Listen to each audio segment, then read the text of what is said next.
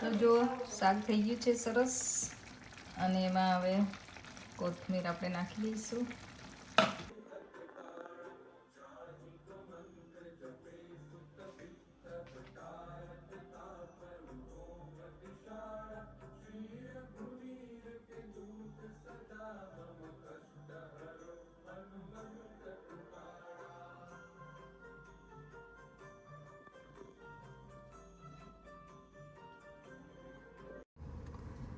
જો આ રીતે સમર અહીંયા હોય, અહીંયા છે ને એકચ્યુઅલી થોડું પણ ટેમ્પરેચર 20ની ઉપર જાય ને એટલે એકચ્યુઅલી ગરમી લાગે છે આપણને. આપણે યુઝ ટુ છીએ 40-45 ડિગ્રીથી, તો આપણા માટે મજા આવે એવું હોય. પણ આ લોકોને ચાંદને અને સ્નેહને અહીંયા બોર્ન થયેલા છે એટલે એ લોકો માટે આ વેધર પણ બહુ હોટ લાગે એ લોકોને. અને કીધું મારા કિડ્સને બહુ આઈસ્ક્રીમ ભાવે છે.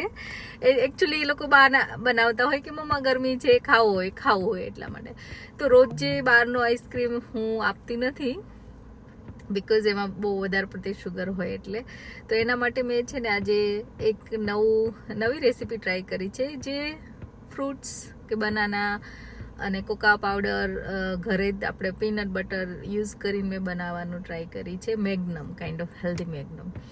તો આ લોકોને એવું પણ ભાવતું હોય, હું ઘરે ફ્રૂટ્સની ડિફરન્ટ આઈસ લોલી બનાવી દઉં, એ પણ એ લોકોને ગમતી હોય. તો હું એવા ઓપ્શન રાખતી હોય કે તો મેં લઈ લીધું છે એક બનાના બહુ વધારે પડતું બાકી ગયેલું એટલે હેલ્ધી મેગ્નમ. તો એમાં ચલો પીનટ જોઈ બટર લઈએ હું કઈ રીતે બનાવું થોડું અને કોકા પાવડર છે એ મિક્સ કર્યું. કોકા પાવડર તમારા ટેસ્ટ પ્રમાણે તમને નાખી શકો અને મિલ્ક એડ કર્યું. મિલ્ક એડ કરીને પછી શું કરવાનું, એને ગ્રાઇન્ડ કરી લેવાનું છે. જો આવી રીતે સ્મૂથ બનાવી દેવાનું. અને આ પોપ્સિકલ તમારા ઘરે જે પણ મોલ્ડ હોય, ના હોય તો નાની પ્યાલીમાં પણ બનાવી શકો. એમાં રાખીને ફ્રીઝર કરવાનું છે. ફ્રીઝ થઈ જાય 3 થી 4 કલાકમાં લગભગ હોપફુલી થઈ જાય. એને થઈ જાય પછી આપણે આવી રીતે બંધ કરીને ફ્રીઝ કરી દેવાનું છે. બધા તમારે જેટલી બનાવી હોય એટલી ક્વોન્ટિટી તમારા પ્રમાણે લેવી પડશે. અને ફ્રીઝ એકવાર થઈ જાય પછી છે ને મેં ડાર્ક ચોકલેટ લીધી છે. ડાર્ક ચોકલેટને એકદમ મેલ્ટ કરવાની અને આવી રીતે પાછું કોટિંગ કરવા માટે આવી રીતે કરવાનું. અને ઇટ્સ રેડી ટુ ઇટ.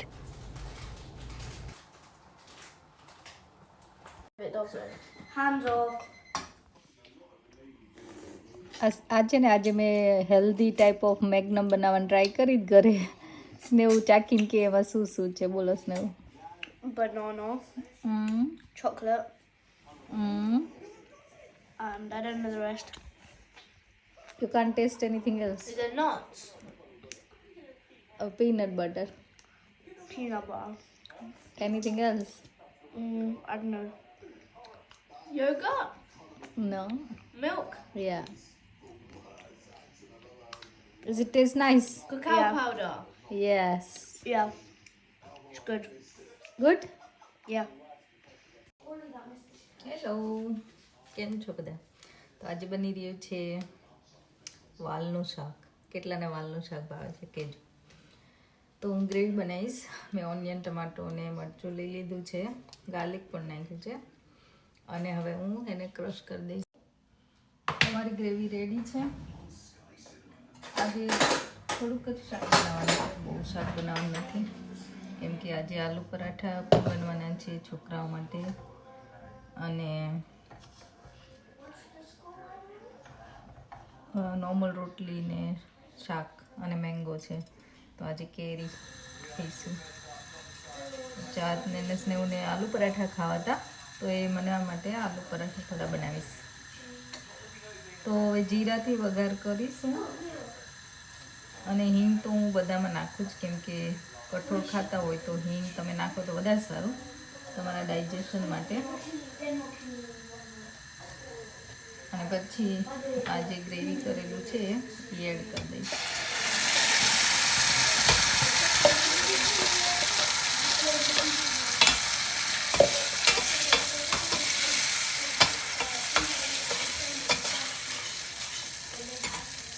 એમાં થોડી હળદર, લાલ મરચ મરચું તમારા ટેસ્ટ પ્રમાણે, દાણા જીરું અને સોલ્ટ એડ કરવાનું. તો આમાં મેં ગરમ મસાલો થોડો નાખ્યો, નોર્મલ શાકનો મસાલો હોય ગરમ મસાલો એ મેં એડ કર્યો છે, સોલ્ટ એડ કર્યું. ગળપણમાં તમે નાખી શકો થોડું બેલેન્સ કરવા માટે, કારણ કે ટમાટો તમે યુઝ કર્યા છે એટલે થોડી ખાંડ નાખી દે. તો મેં કંઈ નાખ્યું નથી, કારણ કે અમને એ રીતના જ ભાવે છે એટલા માટે. તો હવે આ ગ્રેવી સરસ થઈ ગઈ છે. આ વાલ બાફેલા છે, ઇંગ્લિશમાં તો એને બટર બીન્સ કહેવાય છે. વાલનું શાક બનાવવાનું છે એટલે વાલ બોઇલ કરેલા વાલને આપણે આમાં એડ કરી દઈશું.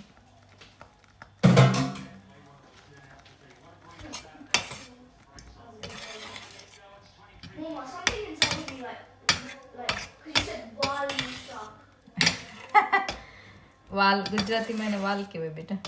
Yeah, I heard that, but still. આઈ નો. હવે આને થોડું પાણી એડ કરીશ અને ઢાંકીને હું થવા દઈશ. તો જો શાક થઈ ગયું છે સરસ, અને એમાં હવે કોથમીર આપણે નાખી દઈશું અને મિક્સ કરીને બંધ કરી દો. તો શાક ઇઝ ડન.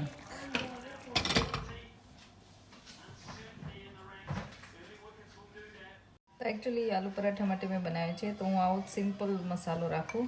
એમાં ખાલી બોઇલ પટેટો, ગ્રીન ચીલી અને કોથમીર, ચાટ મસાલો નાખ્યો મેં અને થોડો અજમો નાખ્યો, કેમ કે અજમાથી બટેકા ખાવ ત્યારે અજમો નાખેલો હોય તો વધારે સારું, અને પરાઠામાં ટેસ્ટ પણ એનો સરસ આવે છે.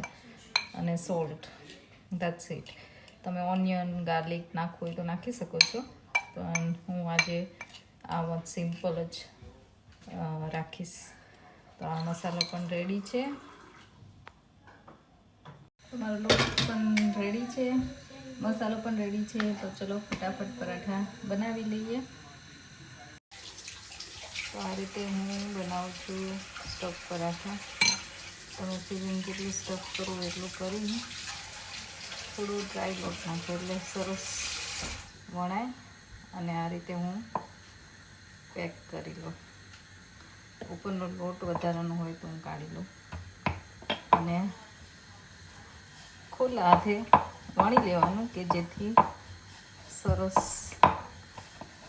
વણાય અને મસાલો પણ એકદમ સરસ રીતે સ્પ્રેડ થઈ જાય. જો આ પરાઠું થાય છે, તો જોઈ લો પરાઠું થઈ ગયું છે રેડી. તો ફટાફટ હવે બધા બનાવી લઈએ. તો નોર્મલી હવે હું રોટલી બનાવું છું, અને નોર્મલી છે ને આલુ પરાઠા સાથે હું મસૂરની દાળ બનાવતી હોય, અને આજે એકચ્યુઅલી બધા માટે આલુ પરાઠા બનાવવાના હતા એટલે મેં બનાવી નથી. બાકી હું મસૂરની દાળ બનાવું, બહુ સરસ લાગે આલુ પરાઠા સાથે. ટ્રાય કરજો. અને રાયતું પણ બનાવું. આજે રાયતું પણ બનવાનું નથી એકચ્યુઅલી. તમે કમેન્ટ કરજો તમને કયું રાયતું ભાવે, બરાબર. હું નોર્મલી કુકુંબર અથવા તો શું કહેવાય બુંદીનું રાયતું બનાવતી હોય. અને ચલો જમવા. આજે છે વાલનું શાક. સ્નેહ કે મમ્મા વાલનું શાક નહીં તે. આ બે માટે આલુ પરાઠા બન્યા છે, બાકી રોટલી બની છે. ઓકે. અને કેરી આવી ગઈ છે સરસ પાછી. ચલો જમવા બધા. આ જો ઇન્ડિયા ને અફઘાનિસ્તાન, ઇન્ડિયા વિન થઈ જશે એવું લાગી રહ્યું છે. આ બધાને ખાતા ખાતા મેચ જોઈ છે એટલે અહીંયા જમવા બેસી ગયા છે. જો નીચે 33 બોલમાં 83 રન કરવાના છે.